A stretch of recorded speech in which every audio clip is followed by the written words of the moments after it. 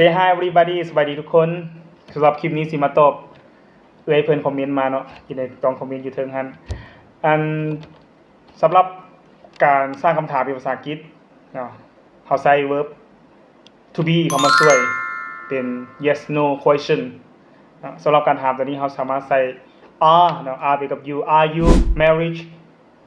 เจ้าแต่งงานแล้วบ่เวลาตอบเฮาสามารถตอบได้ yes หรือ no ถ้า yes เฮาตอบว่า yes I am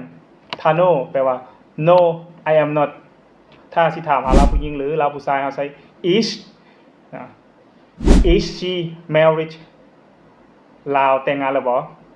ถ้าแม่นก็ใส่ว่า yes she is ถ้ายังก็ตอบว่า no she is not หรือลาวผู้ชายเนาะ is he married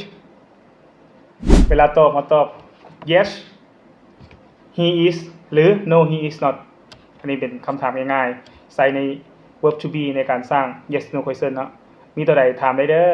สามารถคอมเมนต์เข้ามา thank you